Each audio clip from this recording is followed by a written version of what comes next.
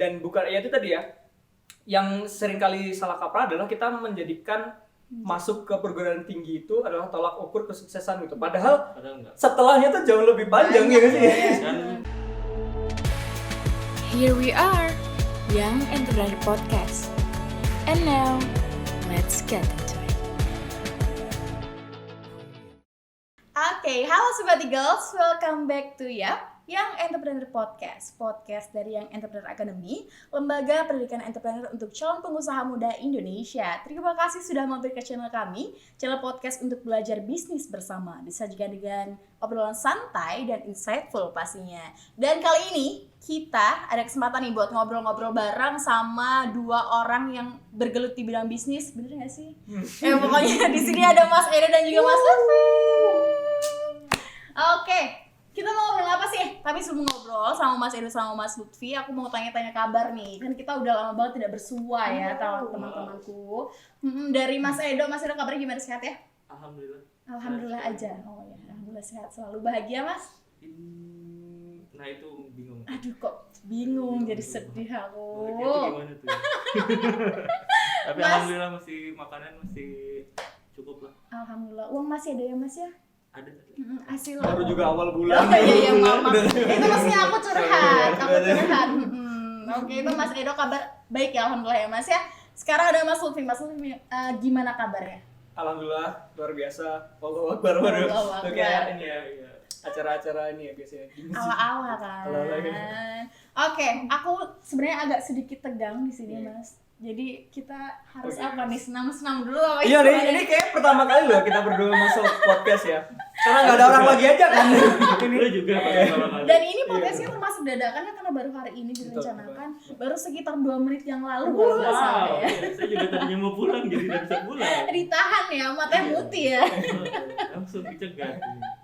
Oke, Mas Edo sama Mas Lutfi nih, terima kasih ya sebelumnya karena sudah berkenan untuk menyediakan waktunya ya kurang lebih selama 5 jam ke depan lah ya buat ngobrol tentang apa ya, topik yang menurut Via tuh menarik. Ini topik permintaan dari Ibu Muti. Ibu Muti nggak ditarik sekali ya? Harusnya sih ditarik, ada di deket kita nih sebenarnya ya. Tapi ya udah, nanti ada waktunya ya Mas ya. Oke, teman-teman atau Sobat Eagles, kita bakal ngobrolin tentang temanya, aduh nyontek dulu nih, anak muda dan dilema setelah lulus SMA. Mungkin Mas Lutfi sama Mas Edo langsung ada bayangan apa aja yang bakal kita obrolin sama lebih kurang 40-an menit ke depan? So, ya Via bilang gitu tadi langsung flashback gak sih kita tuh kayak Pernah ya SMA tapi ya? Pernah. Enggak, dulu saya pakai C. Oh, pakai C. Tiba-tiba ujian ya. Oh iya. Kenapa itu? Karena nggak ada, iya ya. Karena nggak ada temennya. Terus diminta keluar dari sekolah. Ada soalnya cerita teman saya. Enggak bercanda. Kayaknya Mas Lutfi dulu kayaknya anak golongan elit tuh. Iya. Misalnya yang homeschooling kan dari zaman dulu tuh. Elit ekonomi sulit. Oke, aku mau tanya nih mungkin dari apa ya? Kesibukan dulu ya. Untuk Mas Edo sama Mas Lutfi nih lagi sibuk ngapain aja? Silakan Mas Edo. Kok saya dulu Ya udah, kalau nggak mau aku juga boleh lah. Ya Mas Edo. Kalau saya sibuk di tim Momentum, bantu di bagian e-camp. Tapi kalau dari segi sendiri sih ya udah bisnis dari 2008. Oke, 2008 berarti lebih kurang 13 tahunan. Iya. Ya, seumuran sama saya lah ya. Tapi lebih tua dong. Bapak hanya udah lulus sekolah, Pak. Saya masih TK Bapak 2008. Saya tua banget. Oh iya. SD sih SD. Kalau masalah umur jangan diobrolin di sini. Oh iya. Sensitif. Timpang aja soalnya kan di sini. Lanjut. Itu kalau Mas Edo ada di e-camp ya. Terus e-camp. bisnis udah dari 2008. Iya, kalau dari kesibukan sendiri sebenarnya bisnis. Oke. Kalau Mas Lutfi gimana nih? Kalau saya sekarang lagi full time di IEA Virtual, jadi timnya IEA Virtual. Tapi sebelum dari sini tuh, saya sempat bisnis dulu, terus bangkrut. Terus bangkrut tuh akhirnya menyadari bahwa ada sesuatu yang salah. Nanti pas ngobrol kita coba ngobrol-ngobrol cerita-cerita kenapa, apa yang saya waktu itu rasa kurang dan akhirnya saya memutuskan untuk mengabdi dulu di IEA buat belajar dan buat ya ketemu teman-teman kayak gitu. Kalau ngabdi berarti nggak dibayar nggak apa-apa ya? Waduh, ya itu kan uang makan aja sih. Dibayar ilmu. Dibayar ilmu. Dibayar ilmu. Mahal loh. Iya. mahal ya, harusnya bayarnya 20 juta tapi saya nggak jadi. Sensitif ya. Oke, itu cerita sedikit background lah Iya. dari Mas Edo dan juga Mas Lutfi. Karena temanya ini membahas perihal anak-anak SMA setelah lulus atau ya pasca SMA mau ngapain, dilemanya bagaimana. Nah, kalau dari Mas Edo dan Mas Lutfi sendiri nih, SMA dulu tahun berapa? Enggak ya? Itu nggak apa-apa. Boleh ya. Boleh buka-bukaan lah.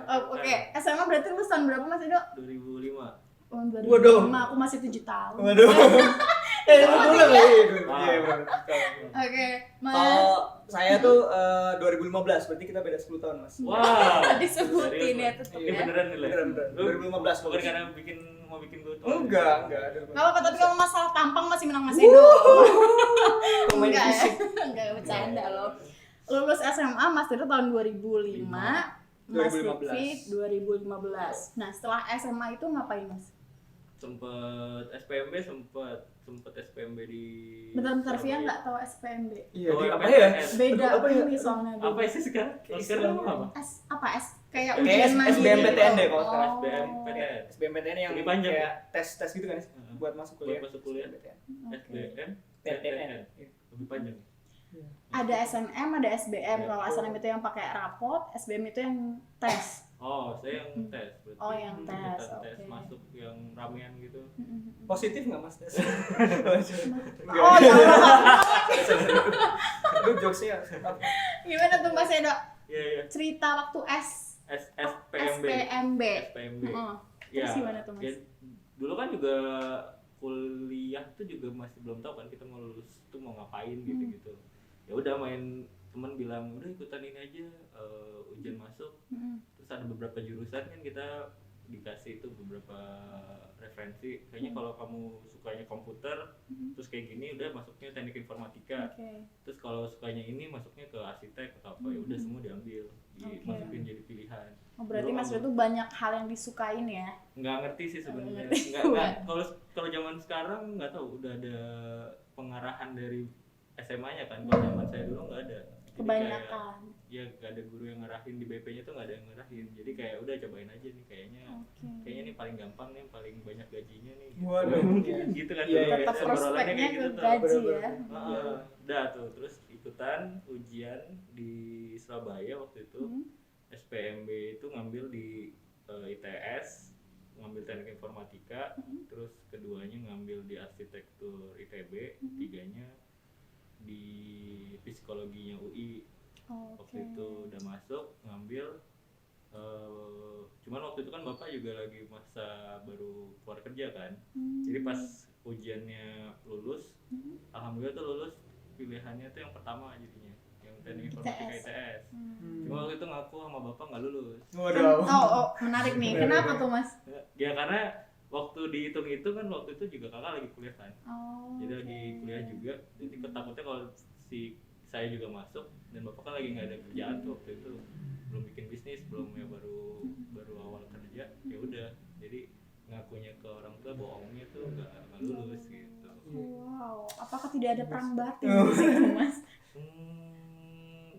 Dulu sih ya mungkin iya ya, tapi sekarang pas dipikir-pikir ya udah jalannya, jadi kayak nggak masalah sih.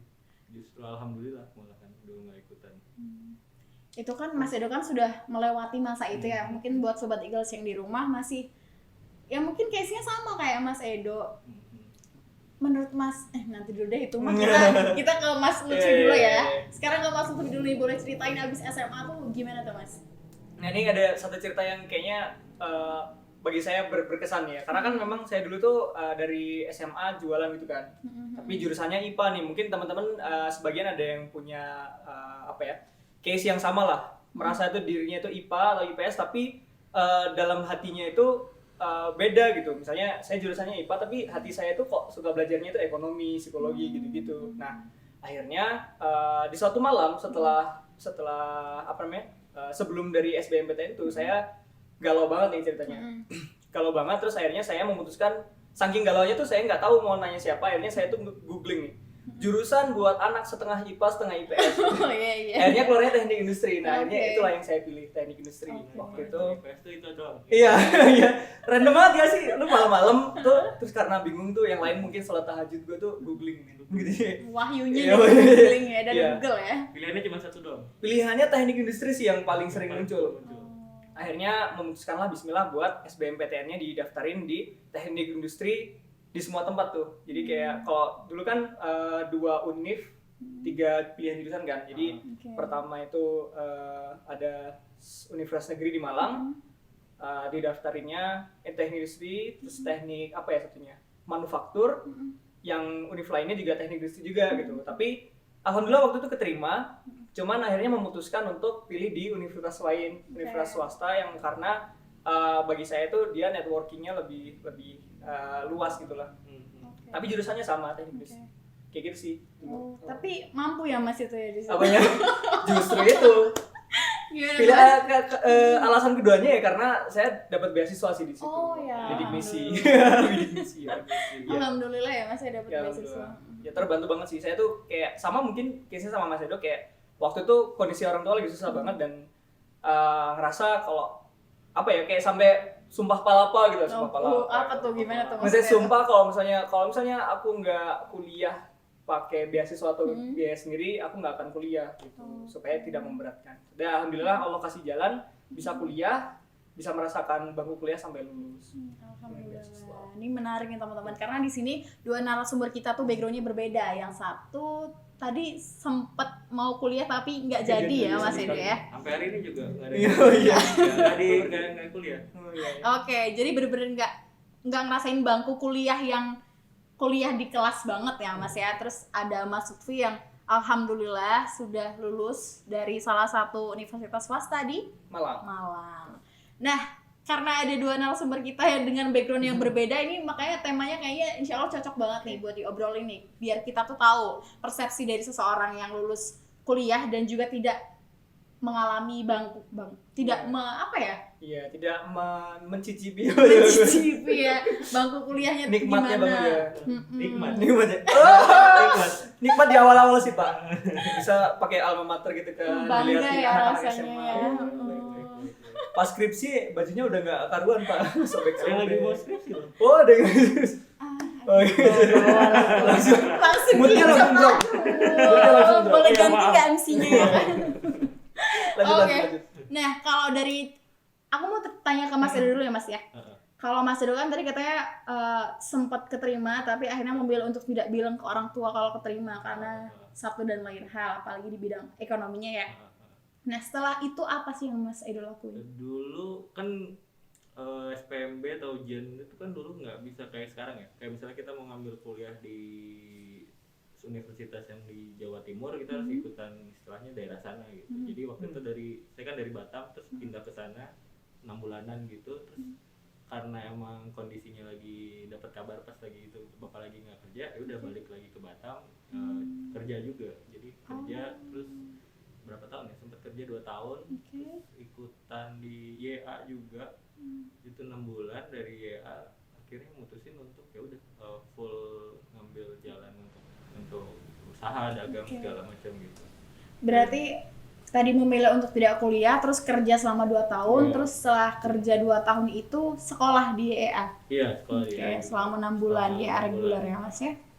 Oke, boleh diceritain nggak Mas kenapa akhirnya kok memutuskan memilih YEA? Karena dulu kan masuk kalau mau bikin bisnis tuh belum ada sekolahnya ya. Kayak kita tuh kalau mau dulu kalau temen yang ada mau usaha dia tuh istilahnya dititipin sama orang tuanya, kan kamu kerja di sana dulu magang lah istilahnya. Oke. Kamu bisnis sama itu si om itu bisnis tuh gitu. Belajar bisnis sama Belajar bisnis yang sama itu. bersangkutan. Cuman kan kalau dulu konsepnya kayak gitu kan lebih ke dagang ya. Banyak kan dagang apa nggak full belajar bisnis secara strukturnya tuh kurikulumnya belum rapi kan kayak gitu. Oke. Akhirnya pas ikutan YA itu juga sama tuh masih dalam kondisi kerja, diikutin di batch awal. Terus ya menarik kan karena si YA tuh ngajarin leadership, terus ngajarin apa tuh manners segala macam. Jadi banyak dapat insight-nya dari situ. Apalagi baru lulus sekolah, baru ya biasanya kan dulu anak muda kan masih belum punya konsep diri yang kuat ya. Kalau di EA tuh udah langsung diarahin lah di sini dan lebih. Kalau zaman dulu sih nggak tahu ya. Kalau dulu menurut saya sih pas sambil kerja sambil ikutan EA tuh bisa dicicil gitu. Kalau di saya, maksudnya nggak dibandingin tadi kuliah kan. Kuliah tuh waktu mau masuk tuh kan udah lihat biayanya kan sekian secara berapa tahun gitu.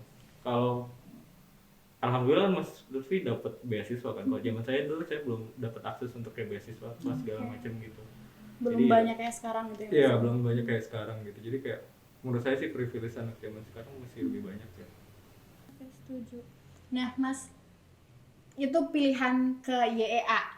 Kalau dari Mas Edo ya. Nah, kalau Mas Tole, saya pernah dengar nih, nggak tahu nanti tolong diluruskan nih kalau misal salah. Mas Tole juga katanya pernah minat buat masuk YEA sebagai siswa, tapi belum berkesempatan ya Mas ya. Itu Betul. gimana tuh Mas, boleh diceritain Mas? Jadi ini agak mundur sih ceritanya. Jadi kayak saya tuh kan dari SMA jualan kan ya. Terus kayak untuk membiayai uang jajan sendiri lah waktu itu jualan kayak gitu. Sampai kuliah pun uang bensin itu juga bersumber dari jualan gitu kan. Terus saya masuk ke teknik industri pun itu sebenarnya setelah googling random tadi itu saya juga sudah memutuskan bahwa saya tuh pengen dulu tuh saya pengen cita-citanya membangun sebuah pabrik manufaktur gitu, supaya bisa menampung banyak orang gitu kan, supaya bisa membantu banyak orang di sekitar saya gitu.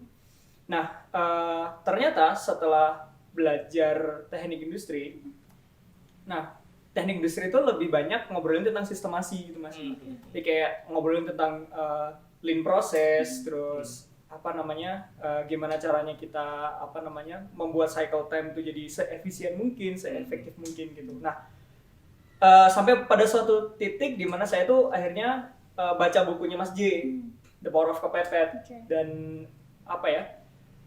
dari baca buku itu saya sadar bahwa ternyata ketika menjadi pengusaha itu sebenarnya ilmunya itu tiba masa tiba akal gitu lah. Maksudnya jadi pengusaha itu nggak bisa kita tuh belajar sesuatu yang sampai kompleks banget baru kita mulai gitu. Soalnya jatuhnya kita jadi malah takut-takut. Betul, gitu. Banyak pertimbangannya. Bener banget. Kan kalau misalnya kita kan udah belajar nih ya bareng-bareng, mungkin teman-teman juga pernah dengar istilah 5 tangga bisnis kan. Ada starting, profiting, systemizing, multiplying, sampai investing. Nah, ketika saya di kuliah khususnya ya di teknik industri itu banyak banget ngobrolin tentang systemizing, multiplying dan segala macam gitu.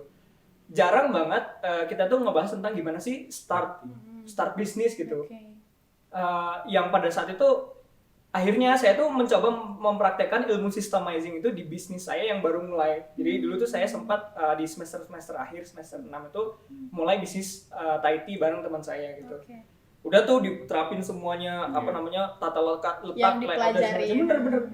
Nah, ternyata saya lupa bahwa ada step starting dan profiting. Bukan lupa ya, waktu itu nggak tahu. Waktu itu sama sekali nggak tahu bahwa sebelum masuk ke situ tuh harus ada tahap starting dulu di mana kita memvalidasi produk sampai profiting, barulah systemizing. Nah, yang saya lakukan dulu tuh dari starting nih langsung loncat nih kakinya nih ke multiplying. Kakinya harus banget ya.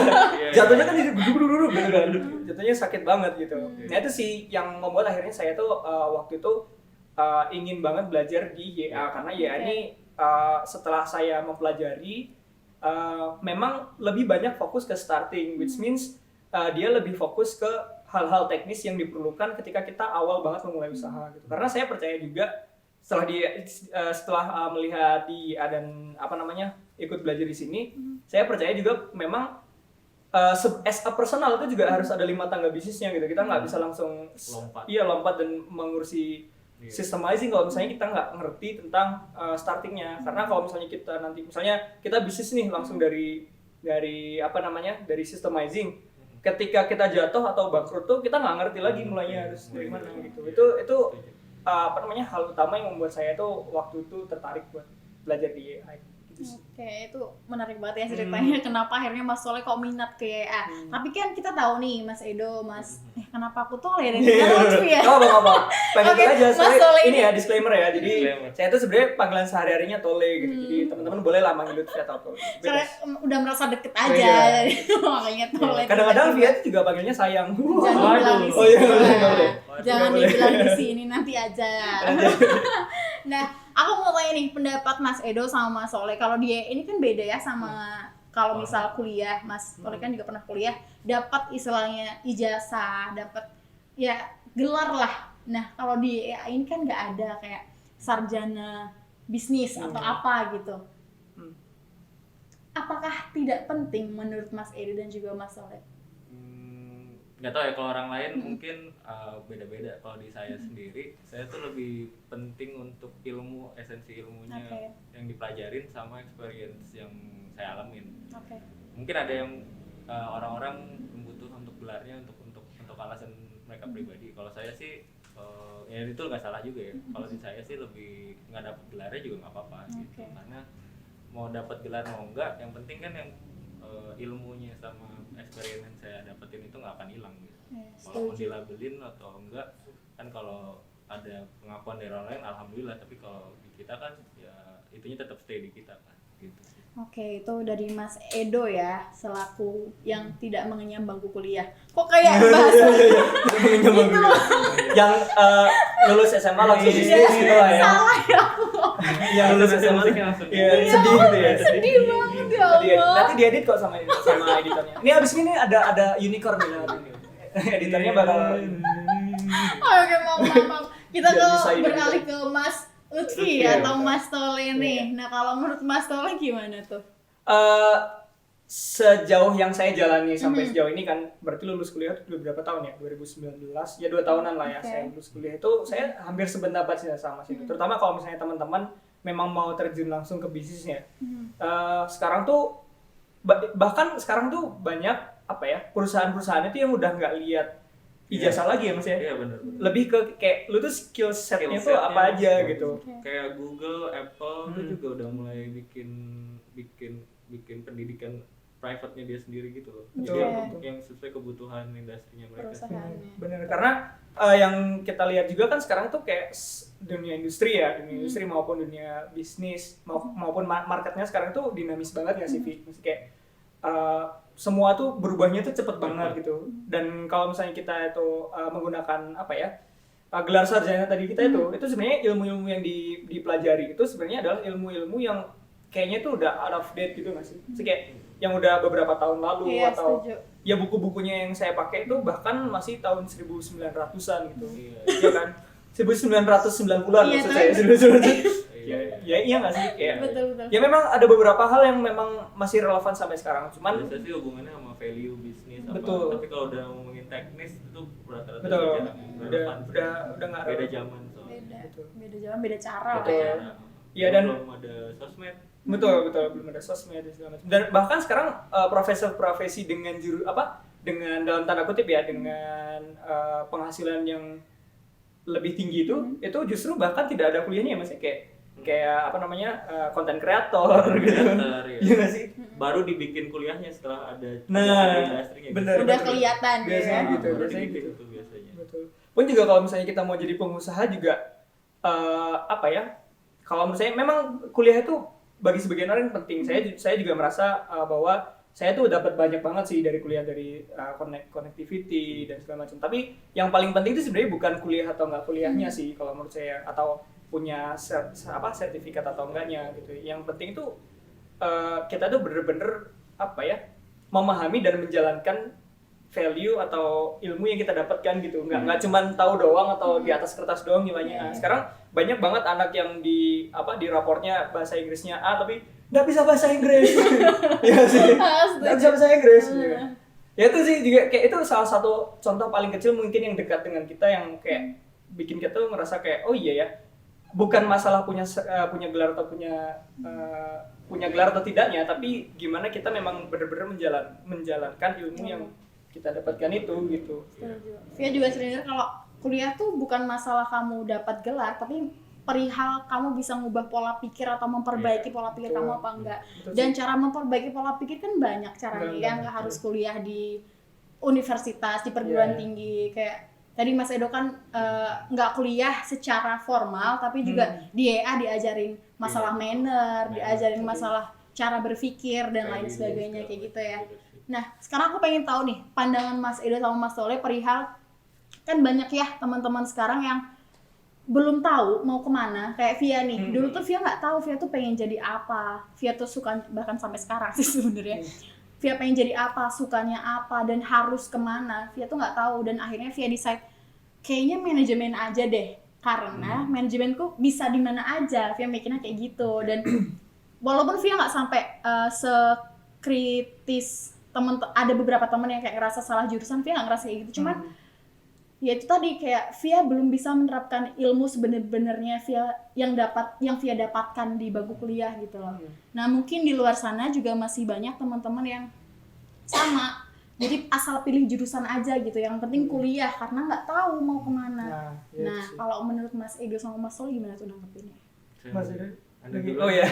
Ya, itu juga jadi hal yang saya pribadi mungkin pernah mengamati juga ya. Maksudnya teman-teman saya tuh sering kali kayak gitu, kayak ketika mereka udah mentok atau mepet, mereka tuh kayak maksa-maksain kuliah dengan jurusan yang mereka sebenarnya tidak cocok di situ, belum paham bener kayak berarti saya tadi juga kan teknik informatika karena kamu suka komputer, udah teknik informatika aja. Sesimpel itu padahal. Tahu kan sampai harus hafalin, maksudnya bukan hafalin, harus tahu kan industri nanti diserapnya di mana, berapa persen yang bisa nyerap atau gimana. Masuk ke kimia murni, padahal di kimia murni itu isinya banyak fisika, banyak biologi.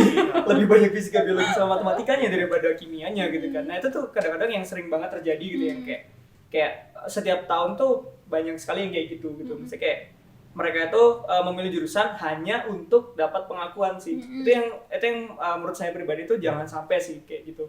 Teman-teman tuh, saya pribadi tuh waktu memilih kuliah tuh ya harus tahu dengan saya kuliah ini tuh kira-kira ilmu apa yang mau saya ambil dan apa yang akan saya manfaatkan untuk saya ke depannya gitu. Jangan sampai karena tuntutan sosial kan, misalnya kayak teman-teman di sosmed pada pamer pakai Twibbon, I'm ready, gitu ya. Kan yang pakai biasanya post Instagram yang ada ini atau sih, yang ada tulisannya I'm ready for apa gitu ya. Kan sering banget kayak gitu tuh yang bikin kita panas gitu kan. Nah, itu yang jangan sampai zaman sekarang tinggi ya. Saya belum ada, Pak. Sosmednya tuh emang buat pamer aja.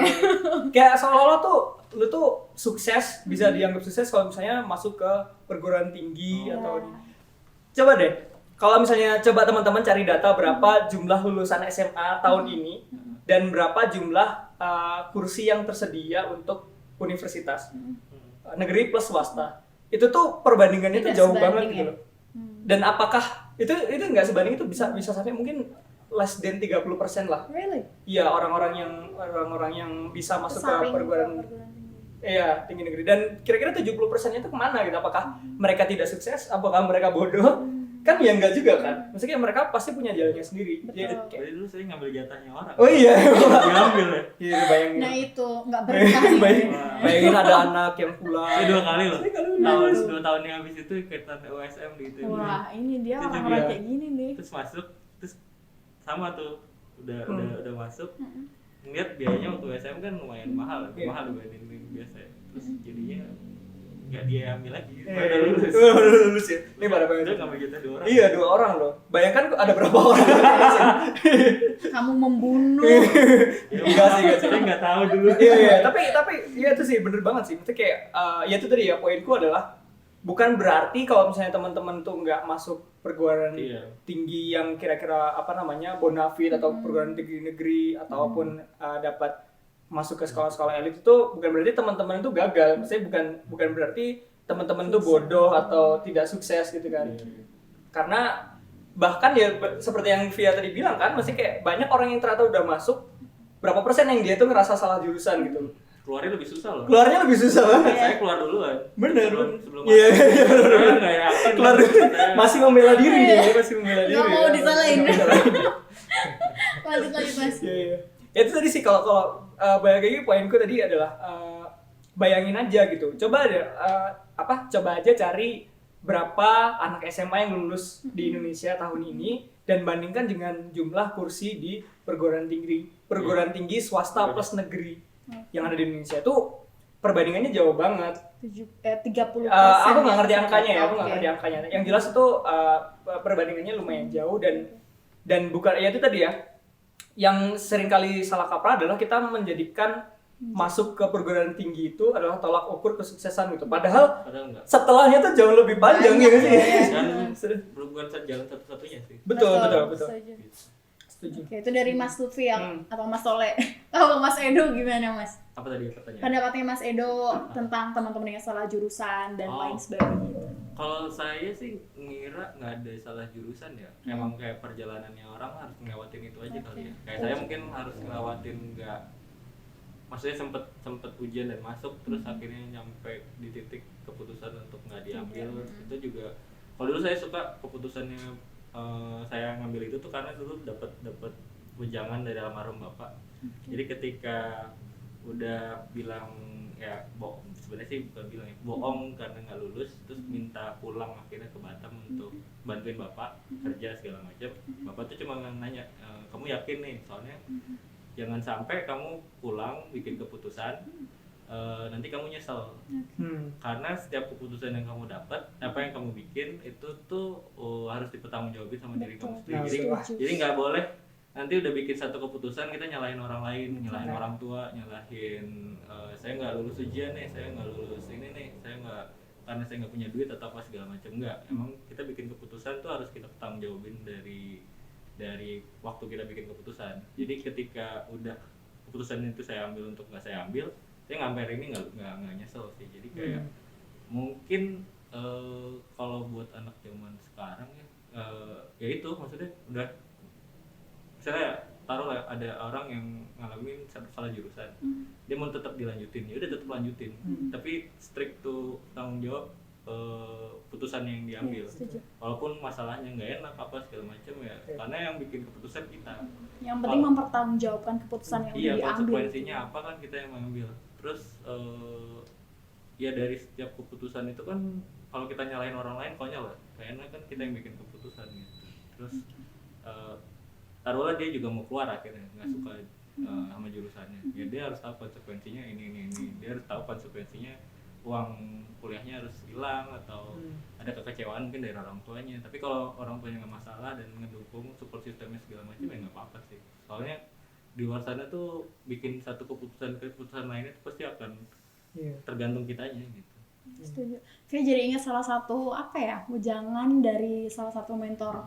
Intinya adalah nggak ada keputusan yang salah ataupun benar. Yang ada hanyalah keputusan terbaik kamu, itu keputusan yang kamu pertanggungjawabkan. Kayak gitu sih. Iya. Dengan segala konsekuensinya kita harus siap ya, karena kita yang milih.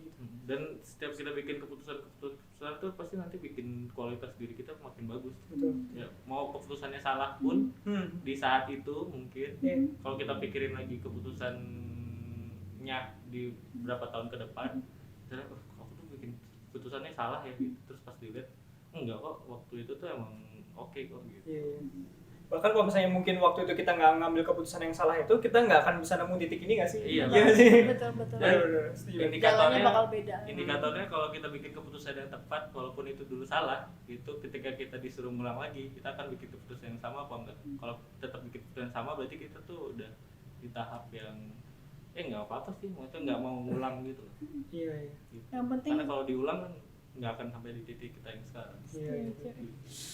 tajam ya. That's really good point. Nah, aku sekarang mau ini nih, Mas. Nanya ke Mas Edo sama Mas Lutfi.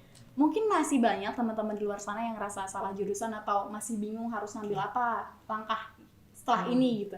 Tips dari Mas Edo sama Mas Lutfi apa? Mas Edo silakan duluan, yang lebih senior lah. Pengalamannya banyak ya. Keputusan yang diambil sudah jauh lebih banyak. Dulu. Apa ya? Ngambil keputusan ya? Maksudnya kayak balik lagi sih. Kadang-kadang tuh kalau melihat dari merefleksikan dari saya yang dulu gitu kan ya. Kadang seringkali saya mengambil keputusan itu kesalahannya adalah saya tuh ngelihat terlalu jauh ke depan. Oke. Kayak wah saya masuk teknik industri ini karena saya tuh mau bikin pabrik ini. Tapi saya nggak melihat apa yang ada di depan saya gitu. Langkah yang paling Yang paling dekat nih, itu justru malah saya nggak perhatikan gitu. Ya itu sih yang waktu itu membuat saya membuat saya merasa sedikit sakit lah ya. Maksudnya kayak karena ternyata sakitnya itu karena apa yang saya ekspektasikan itu saya tidak bisa jalankan atau saya tidak bisa berkomitmen untuk menjalankannya gitu. Nah, kalau misalnya saya merefleksikan dari situ tuh mungkin saya akan membuat keputusan atau membuat kesalahan sebanyak mungkin gitu ya. Iya. Justru membuat kesalahan sebanyak mungkin. Betul. Dan gini, kalau misalnya hal itu kecil gitu ya, itu buatlah kesalahan sebanyak mungkin gitu. Karena justru dari kesalahan itu saya paling banyak belajar dan pelajaran itu paling nempel di kepala saya itu ketika saya kejeduk gitu ya. Ketika saya kejeduk dan mumpung kita masih muda gitu loh. Apa sih resikonya apa sih, kan nggak mungkin anak istri kita akhirnya nggak makan kan karena saya belum berkeluarga kan. Jadi justru karena masih muda itu ya bikin keputusan sebaik mungkin gitu. Supaya kita tahu. Terus yang kedua adalah cari informasi dari orang-orang yang kita model gitu. Kayak misalnya gini, saya pengen jadi kayak gimana nih? Misalnya saya pengen jadi kayak Mas Edo gitu lah ya. Yang luar biasa tampan dan berani ya. Saya akan mencari gimana sih Mas Edo itu bisa sampai di titik ini gitu. Dan saya juga akan mempelajari orang-orang lain yang mungkin sebenarnya sejalan sama Mas Edo tapi mereka gagal gitu. Dan mereka gagalnya di mana gitu. Itu yang membuat saya jadi mungkin lebih paham path-nya atau jalannya yang sekiranya saya mau tempuh itu lewatnya kayak gimana gitu. At least kan walaupun kita nggak ngerti apa yang akan di depan, yang akan terjadi di depan, yang jelas tuh kita tahu gitu kita mau ngapain gitu sih. Oke, itu 2 pesan dari Mas Soleh. Yang pertama itu apa tadi Mas? Buat kesalahan. Fokus sama apa yang di depan nih. maaf. Harus dicatat tadi kayaknya. Terus yang kedua. Yang kedua adalah saya mencari model sih. Oke, memodel seseorang gitu. Maksudnya memodel ini tricky banget nih, hati-hati juga ya. Seringkali juga kita memodel orang yang salah gitu, yang kelihatannya wah di sosial media gitu. Misalnya kayak inisialnya A, belakangnya Oh iya udah. Gitu ya. Misalnya kita mau model orang yang seperti itu gitu. Misalnya dengan yang menunjukkan kelimpahan yang dia punya dan segala macam gitu. Nah, menurut saya juga itu tricky juga sih. Kayak kita benar-benar harus tahu kita tuh pengen jadi orang yang seperti apa dan apakah orang yang kita contoh itu memang value-nya itu bagus gitu. Dan jangan sampai kita cuman memodel seseorang atau melihat orang sebagai contoh itu hanya karena apa yang dia miliki gitu hartanya. Tapi kita nggak lihat prosesnya atau di belakangnya itu sebenarnya dia memang benar-benar baik nggak sih? Apakah dia memang benar-benar dia punya hati yang tulus, dia punya semangat untuk berbagi kepada orang yang mungkin perlu dibantu dan segala macam. Menarik sih ngomongin modeling juga. Kalau menurut Via ya Mas, memodeling seseorang itu bener tricky banget. Dan kalau dari Via pribadi, Via tuh nganggap orang-orang di sekitar Via tuh kayak puzzle aja gitu loh. Misal Mas Tole ini bagusnya positifnya di mana aja, udah tuh untuk puzzle di bagian A. Mas Edo bagusnya di bagian B gitu misalnya, udah aku jadiin pelengkap buat B. Tapi ya nggak apa-apa karena emang setiap manusia kan ada positif ada negatifnya. Ya udah yang diambil positifnya aja, negatifnya udah cukup gitu loh. Setuju. Terus Mas Edo gimana? Lupa lagi lah tuh. Harusnya Mas Edo dulu yang jawab. Soalnya kalau misalnya Mas Edo yang kedua, mesti nanya pertanyaannya apa? Iya. Pertanyaannya bentar. Pertanyaannya adalah menurut Mas Edo bukan menurut Mas, tipsnya buat teman-teman yang ada di rumah kalau misal ngerasa salah jurusan atau bingung mau ambil langkah gue tuh mau kuliah atau mau langsung bisnis atau apa gitu. Saya balik lagi sih ke pesan bapak saya tadi ya. Yang dilakuin sekarang itu bikin kita dragging nggak ya? Dragging secara emosi atau enggak gitu. Dragging itu apa Mas? Nggak bisa bahasa Inggris. Dragging tuh kayak dragging tuh mungkin kayak kalau males nemuin besok hari itu kayak ngambil emosi beban gitu. Ya kalau saya sih kalau pesan bapak saya ya kalau kamu nggak suka sama yang kamu kerjain ya cabut. Maksudnya dalam artian kita dalam ngelakuin semua hal ya, maksudnya emang berusaha mencintai apa yang kita kerjain. Ya. Tapi ketika emang udah nggak ada alasan untuk di situ, hatinya udah nggak di situ dan nggak tahu kita mau kemana, ya cabut aja gitu. Atau kalaupun masih ada sedikit gitu reason kita mau tetap di situ, misalnya kayak karena orang tua apa segala macam, cari cara kita bisa semangat ngerjain yang di situ gitu. Terus ya sama sih, kita kan punya waktu lumayan pendek ya kalau dalam umur hidupnya manusia gitu. Kalau ngerjain sesuatu yang emang kita nggak suka dan kitanya jadi grumel apa sih kalau bahasa ngedumel lah ya. mengeluh betul. gitu ya. Itu jadi kayak sia-sia waktu yang kita Oh, habisin. udah gitu. umurnya pendek Iya, gitu ya. Gitu.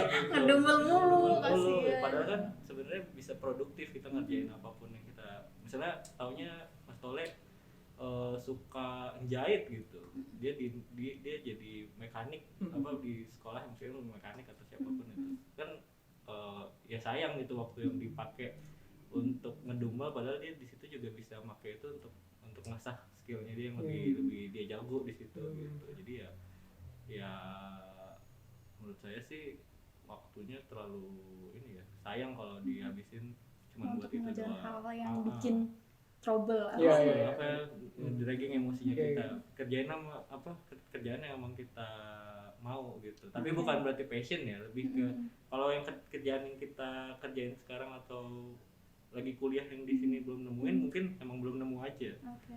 Cari cara untuk bikin sukanya yang di mana. Bikin momennya kalau perlu ya Mas. Mungkin Iya.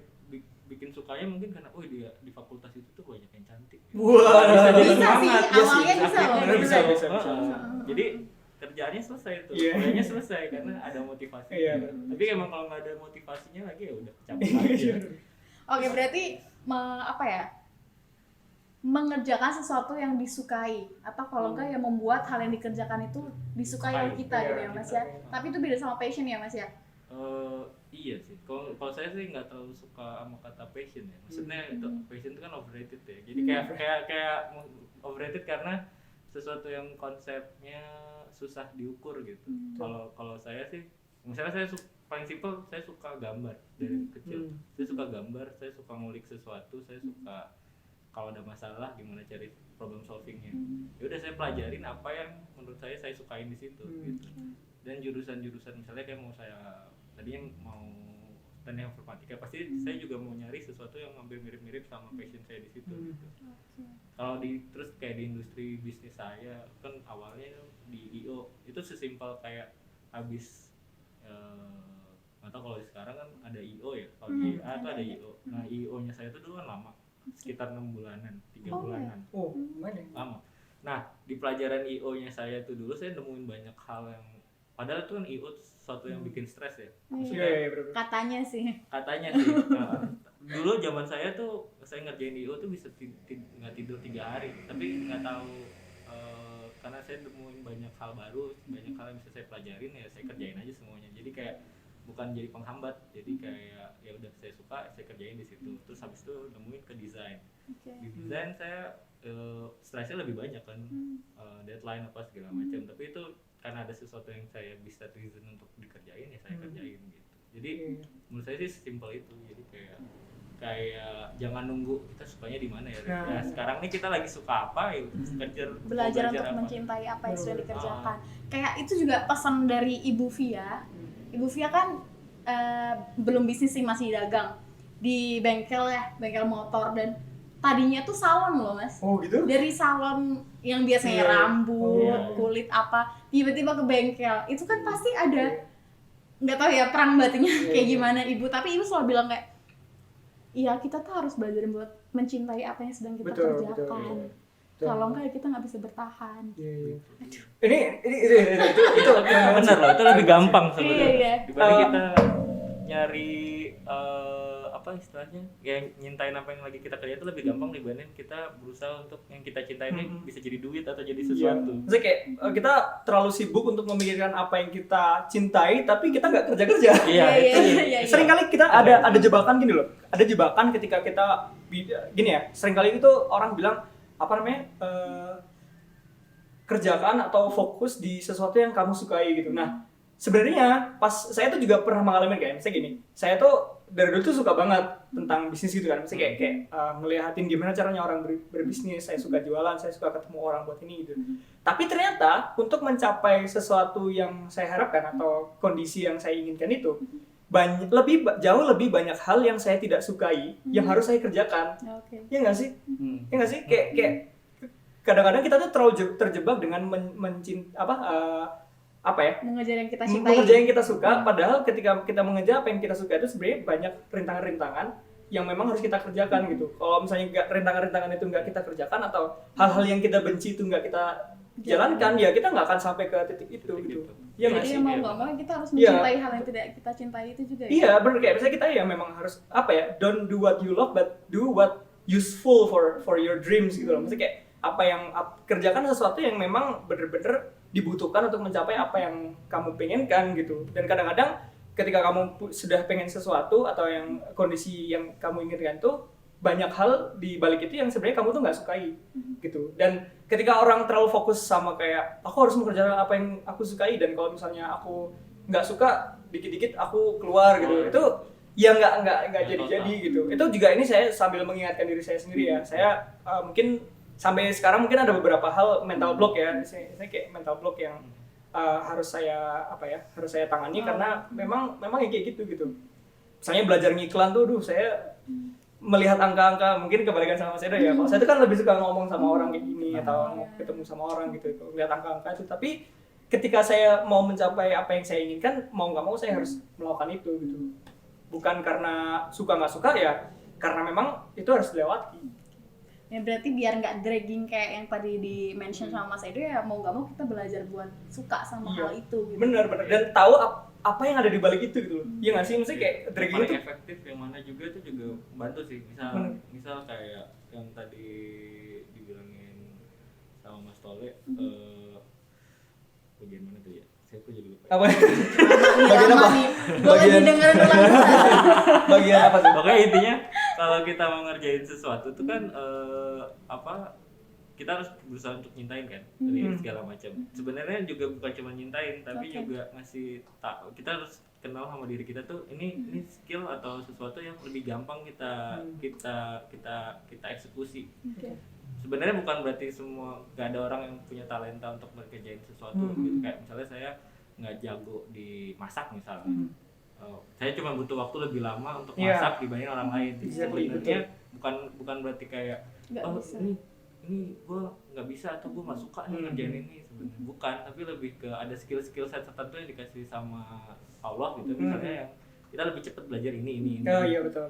Walaupun sebenarnya kalau kita mau dikasih skill yang lain gitu atau mau disuruh pelajarin ini bisa.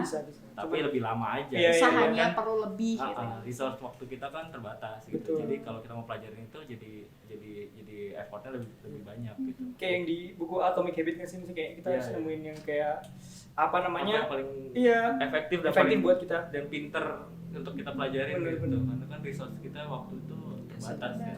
Ya tadi umurnya pendek tuh. Iya sih, setuju ya sih. Kalau kita bisa bikin waktunya unlimited, kita bisa pelajarin banyak. Bener. Iya sih. Bikin film lah tuh. Iya. Oke, aku mau ngobrol tadi kan masih berkaitan dengan sesuatu hal yang disukai. Tapi kalau kata Mas Edo itu beda sama passion, karena passion tuh sometimes overrated gitu. Nah, terus gimana tuh Mas kalau banyak teman-teman di luar sana yang masih bilang, ya lu tuh kerjain atau lu tuh kerja ya ngerjain hal-hal yang emang itu tuh passion lu gitu. Padahal saya juga sering dengar kita itu yang namanya passion tuh pasti akan mengalami titik jenuh. Apa misal nih Via kayak seneng MC nih misal, tapi juga tetap ada Via nemuin masa-masa atau momen jenuh juga ya. Nah kalau menurut Mas Lutfi dan juga Mas Edo menanggapi menyukai gimana sih menjalankan hal soal passion itu gimana? Mas Edo nanti dia tanya lagi soalnya kalau misalnya dikasih kedua, padahal aku juga mikir. Passion. Ya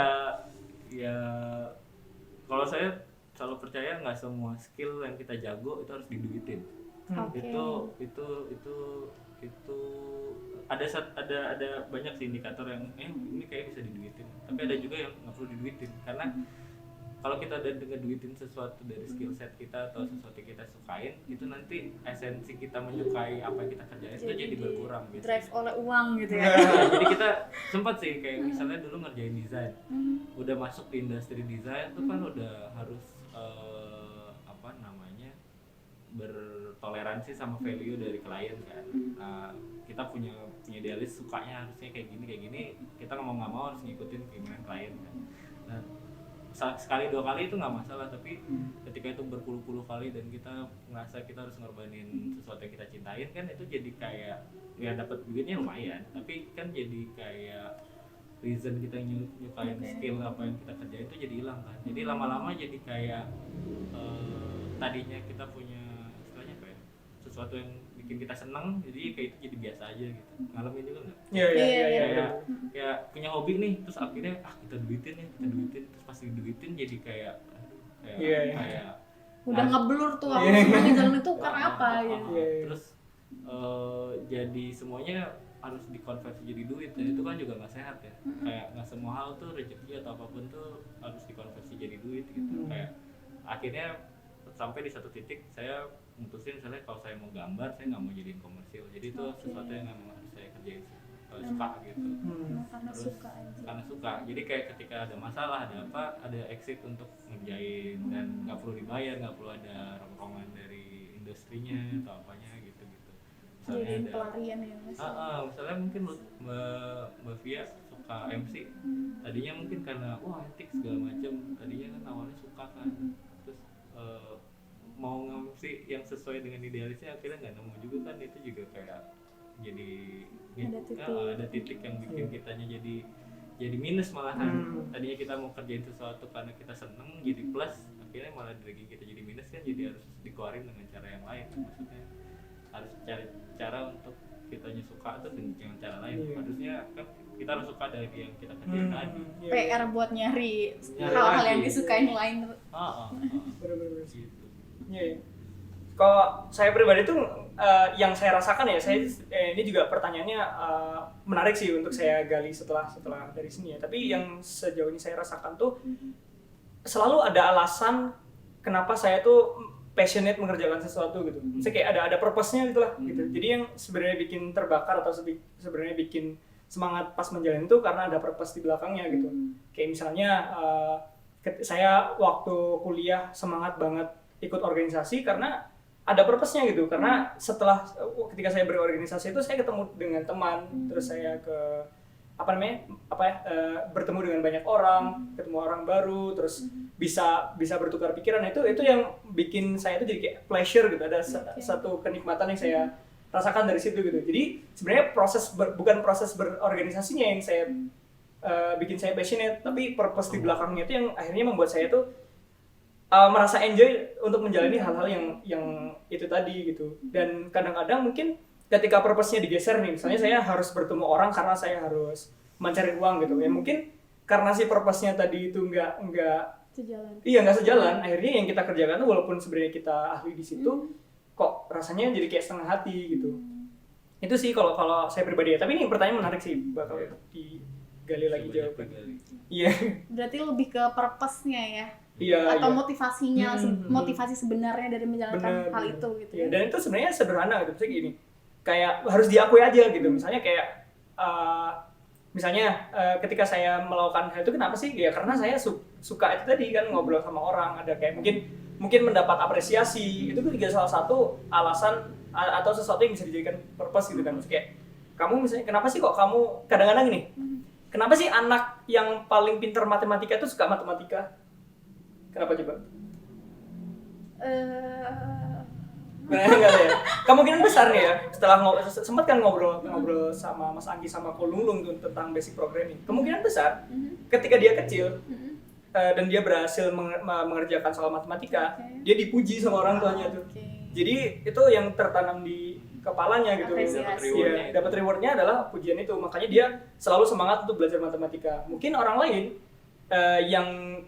yang tidak mendapatkan hal tersebut ya, mereka nggak suka matematika, tapi tools itu bisa dipakai gitu. Misalnya kayak tools ketika nih teman-teman bingung mencari, saya juga mungkin salah satunya yang menggunakan trik ini ya. Ketika teman-teman bingung untuk mencari apa sih sebenarnya yang jurusan kuliah atau tempat di mana saya mau melangkah selanjutnya itu kadang-kadang saya juga bisa menengok sedikit ke belakang gitu. Kira-kira dulu waktu kecil tuh apa sih yang gue suka gitu, apa yang membuat aku nyaman dan waktu aku kerjakan tuh aku suka gitu.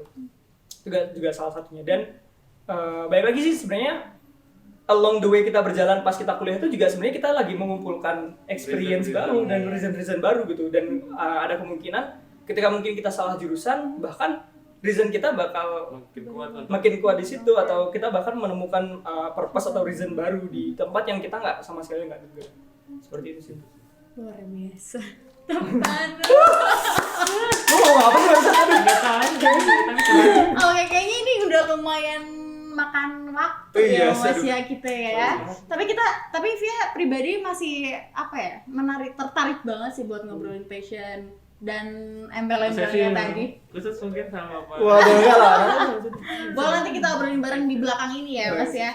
Nah, sebelum closing nih, aku mau minta dong closing statement dari Mas Edo dan juga Mas Lutfi. Ini kan temanya kan tentang anak remaja yang dilema nih. Boleh dong closing statementnya? Nah, Mas Edo dulu. Apa ya? Banyakin bikin salah sih anak-anak muda tuh menurut saya itu privilege yang nggak akan didapat lagi ke depannya. Maksudnya bikin salah tuh nggak akan ada ruginya gitu. Maksudnya justru banyak bikin salah tuh nanti punya database, dan ada database untuk nyelesain masalahnya nanti ke depannya kayak gimana. Kalau bikin masalahnya dikit atau nggak banyak bikin masalah, nanti nggak akan punya banyak database solusi untuk nyelesain masalah ke depannya sih. Jadi kayak Itu closing statement dari Mas Edo. Mas Lutfi. Ini berat nih kalau ya sebenarnya saya pribadi merasa tidak layak ya misalnya buat memberi saran ke teman-teman gitu. Tapi sejauh yang saya jalankan itu, pertama mungkin masalah yang saya rasakan banget dulu itu adalah yang membuat saya mungkin dalam tanda kutip kurang sesuai dengan apa yang saya pilih waktu itu adalah karena penilaian orang lain sih.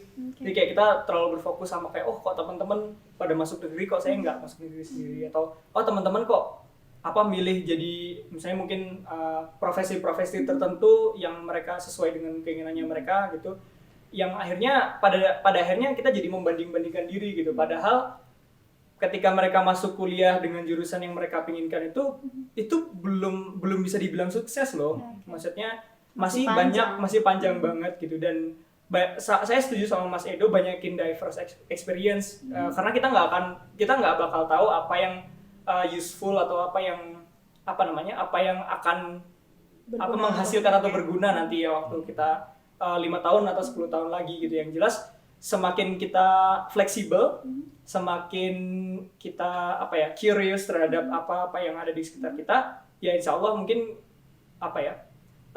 walaupun mungkin kita masih blur nih kita mau kemana, tapi selama kita fleksibel dengan caranya maupun dengan curious dengan setiap apa yang kita jalani, insya Allah itu bakal memberikan manfaat sih buat kita. Mungkin itu aja. Oke.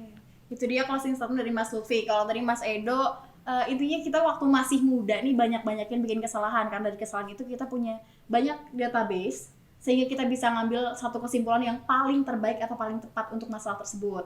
Nah, kalau dari Mas Lutfi, ya lebih ke itu ada kuncinya dua, lebih ke curious dan juga fleksibel. Oke, sama tadi Mas ada satu lagi, jangan biarkan makna suksesmu ditentukan oleh orang lain. Ini benar-benar. Oke, kayaknya cukup sampai di sini ya obrolan kita hari ini. Terima kasih banyak Mas Edo, Mas Lutfi, dan juga Sobat Eagles. Semoga kita dapat berjumpa di lain kesempatan. See you, bye-bye. YEA Indonesia, we create entrepreneurs.